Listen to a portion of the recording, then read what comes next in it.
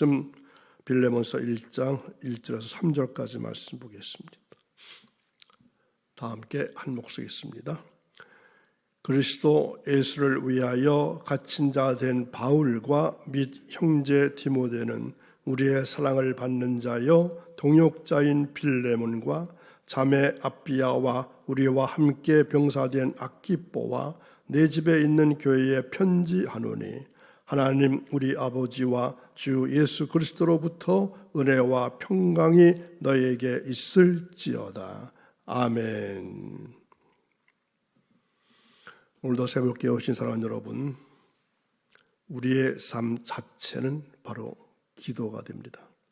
그리스도인의 모든 말과 일과 노동은 곧 기도라는 사실을 기억하셔서 오늘도 예수 믿는 하늘 시민답게 살아가시는 여러분의 신앙삶이 이어지기를 간절히 바랍니다. 오늘 말씀의 제목은 나의 오네시모입니다. 여러분 편지 써보신 적이 언제 있으신가요? 요즘 컴퓨터나 이메일 말고 손으로 편지를 써본 기억이 언제쯤 있으신가요? 편지 한 장을 쓰기 위해서 편지지를 수없이 버렸던 그러한 시절이 있었습니다. 생활의 편리함이 지금 당장은 좋은 것 같지만 시간이 지나면서 어쩌면 우리가 소중하게 여겼던 그러한 것들이 사라지는 것을 경험하게 됩니다. 우리의 가치를 소중하게 여기고 그것을 보존하는 것은 글로 남기든지 몸으로 체득해서 후대에 남기는 것이 가장 좋은 방법일 것입니다. 다산 정약용은 유배지 강진에서 18년을 살면서 아들과 제자들, 형제들에게 수많은 편지를 남겨놨습니다. 성경도 수많은 사람들이 필사 덕분에 지금의 모습을 갖추고 우리 앞에 놓여 있는 것입니다. 바울 사도는 빌레몬에게도 하나님의 말씀을 서신으로 보냈습니다. 편지로 써서 보냈습니다. 특히 빌레몬을 동역자라 이렇게 표현합니다. 이 동역자라고 하는 말은 동료 혹은 동료 작업자 이러한 의미를 가지고 있습니다. 자신과 대등한 일을 하는 사람이라고 하는 의미입니다. 빌레몬 입장에서는 엄청난 영광입니다. 사도 바울이 자신을 동역자라고 표현한다는 것은 상상할 수 없는 일입니다. 우리가 기억해야 할 것은 골로새 교회가 바로 빌레몬의 가정집에서 시작되었다는 것입니다. 이 골로새서와 함께 빌레몬서를 같이 보낸 이유는 두 편지 다 빌레몬의 집에 모인 골로새 교회 성도들에게 보낸 편지이기 때문에 그렇게 둘을 보낸 것입니다. 2절 후반절에 보면은 또 다른 두 사람의 이름이 기록되어 있습니다. 및 자매 아비야와 및 우리와 함께 군사된 아키뽀와, 여기서 아비야는 빌레몬의 부인이고 그리고 아키뽀는 그들의 아들이라 생각됩니다. 그런데 아키뽀를 가리켜서 우리와 함께 군사된 이렇게 표현하고 있습니다. 바로 영적인 군사를 의미합니다. 골로새서 4장 17절에 이런 말씀이 있습니다. 아키뽀에게 이르기를 주 안에서 받은 직분을 삼과 이루라고 하라. 말하자면 아키뽀는 그의 아버지 빌레몬의 집에서 모이던 골로새 교회의 목회자라고 생각할 수 있습니다. 왜 바울은 이 빌레몬 이외에 그의 부인과 아들의 이름을 함께 수신자 이름에 올렸을까요? 빌레몬뿐만이 아니고 그의 부인을 비롯한 그의 온 가족이 다 함께 오네시모를 용서해주고 이해해주고 따뜻하게 맞아주기를 바라고 있었던 것입니다. 한 걸음 더 나가서 2절 끝부분을 보면은 내 집에 있는 교회에게 편지하노니 이렇게 적었습니다. 바울은 빌레몬서가 온 교회의 교우들 앞에서 읽혀지기를 바라고 있었습니다. 골로새 모든 성도들이 이 편지를 통해서 용서의 정신을 깨닫게 되기를 바랐던 것입니다. 빌레몬뿐만이 아니라 그의 가족들 또 그의 집에 모여있는 골로새 교회의 성도들도 모두 다 오네시모를 따뜻하게 받아주기를 바라고 있었던 것입니다. 그 당시에는 노예가 도망쳤다가 잡히게 되면은 아주 가혹한 처벌을 받게 되어 있었습니다. 주인은 얼마든지 그를 십자가에 못 박게 하거나 다른 형벌로도 그를 죽일 수 있는 권한이 있었습니다. 만약 그를 살려준다 할지라도 그 이마에다 화롯불을 가지고 F자를 크게 새기도록 되어 있었습니다. 이 F자라는 말은 도망자라는 라틴 말의 첫 글자입니다. 영어의 휴지티브, 그 말이 여기에서 나왔습니다. 바울은 오네시모가 그와 같이 가혹한 처벌을 받지 아니하고 이제는 그리스도의 사람으로서 하나님 나라의 동역자로서 빌레몬의 가족들을 비롯한 모든 성도들이 그를 받아주기를 기대하고 있었던 것입니다. 오늘도 귀한 말씀 들으시는 사랑하는 여러분, 우리는 모두 다 약한 존재입니다. 작은 일에 상처받기 쉽습니다. 말 한마디에 상처받기 쉬운 연약한 인간들입니다. 우리나라 옛말에 말 한마디로 천냥빛을 감다고 하는 말이 있지 않습니까? 말 한마디라도 남을 배려해 줄 줄 아는 여러분들이 될 수 있기를 간절히 바랍니다. 자, 그런데 여기서 바울은 디모데를 가리켜서 어떻게 말하고 있습니까? 형제라고 말하고 있습니다. 자기는 낮추고 디모데는 높였습니다. 이러한 마음이 우리에게도 있기를 바랍니다. 그래야 할 때 다른 사람이 나를 생각하면 반가운 정을 느끼게 되고 그의 마음속에는 엔돌핀이 솟구치게 될 것입니다. 그리고 축복의 말씀이 3절에 나타나 있습니다. 3절 보실까요? 하나님 우리 아버지와 주 예수 그리스도로부터 은혜와 평강이 너에게 있을지어다. 여기서 축복의 근원이 누굽니까? 하나님 우리 아버지와 주 예수 그리스도. 하나님 우리 아버지와 주 예수 그리스도. 여기에 하나님과 예수님이 나란히 동격으로 기록되어 있습니다. 예수 그리스도의 신성을 우리에게 잘 보여주는 말씀입니다.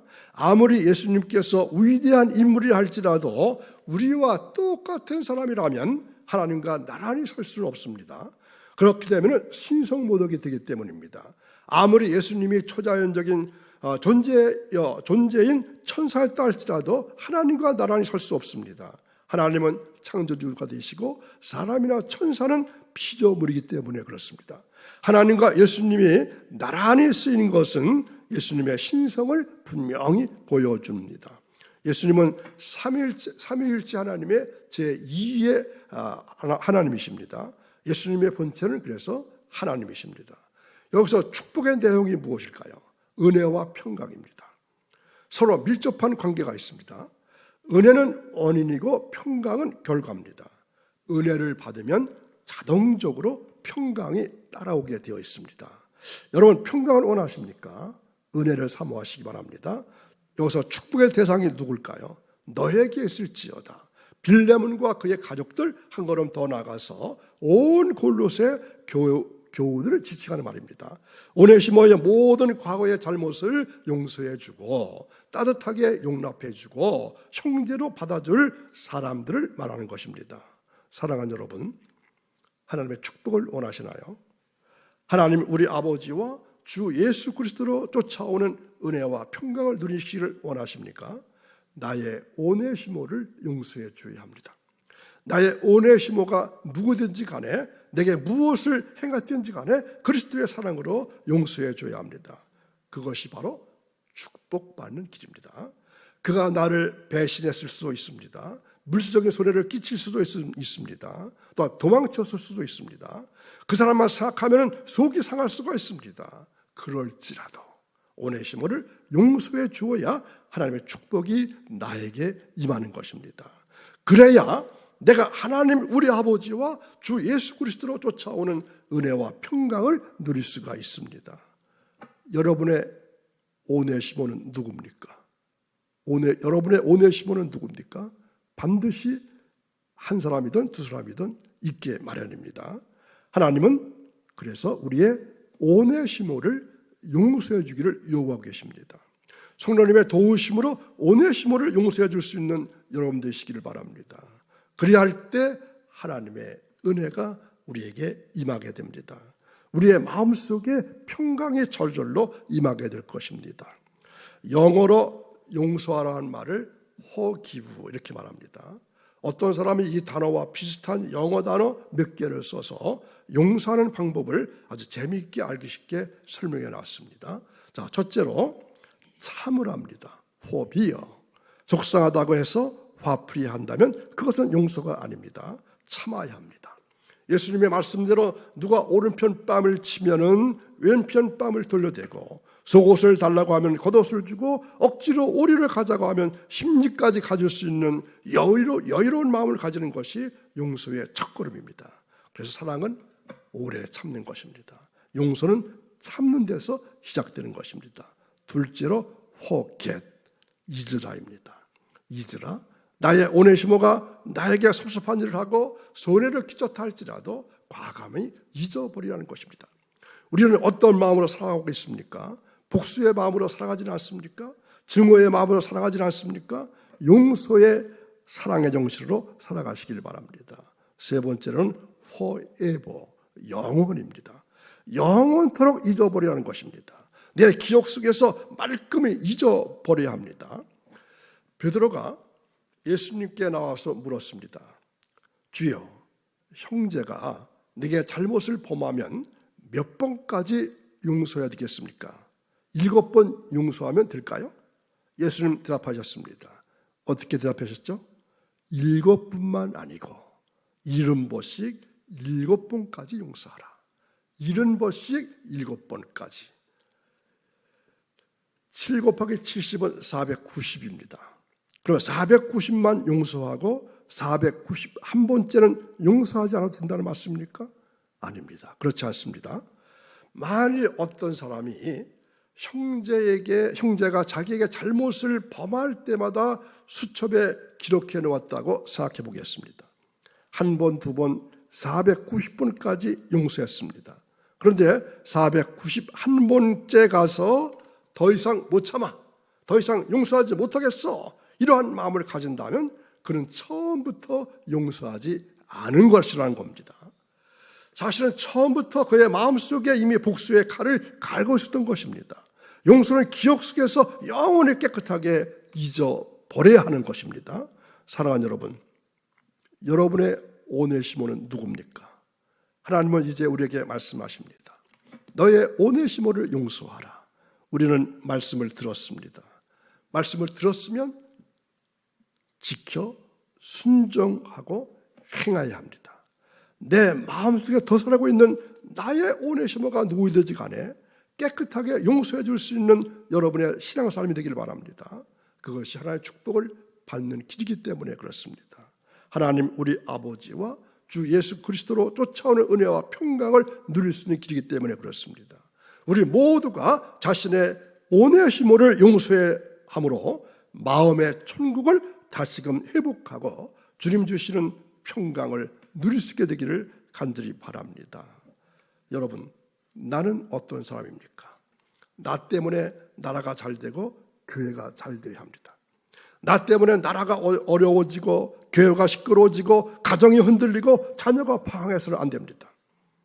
따라서 내가 바로 서야 합니다.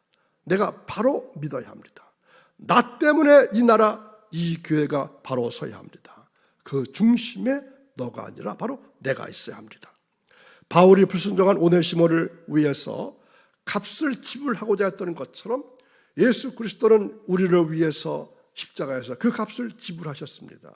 그리스도는 결코 그 자신의 공로 때문에 천국에 들어가는 것이 아닙니다. 신자가 아버지 하나님 앞에 서 있을 때 그리스도는 이렇게 말씀하실 것입니다. 나를 영접하시듯 그를 영접하소서. 요한계시록 공부할 때 말씀드렸죠. 우리가 천국에 가면은 예수님은 우리의 누가 되시는 거죠? 변호사 역할을 하십니다.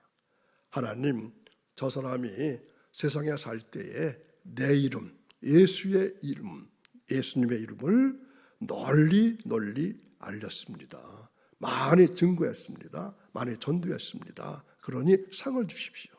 예수님께 하실 일 중에 하나입니다. 나를 영접하시듯 그를 영접하소서. 우리가 그리스도의 의로 가려지는 것을 하나님께 감사하시면서 오늘도 행복하고 감사한 한 날이 이어지기를 간절히 축원합니다. 기도하겠습니다. 생명의 온천 되시는 창조주 하나님 아버지, 지난 한 날 동안도 저희들에게 귀한 삶을 허락하셨음을 감사합니다. 저희들의 삶은 주님께서 본으로 보이신 그 삶을 본받아서 이웃과 함께 나누는 삶의 전달인 것을 잘 알고 있습니다. 그렇지만 주님, 저희들이 그러한 삶을 살기는 너무나도 부족합니다. 주신 말씀을 적용하지도 못했고 본을 보이지도 못했사오니 용서해 주옵소서.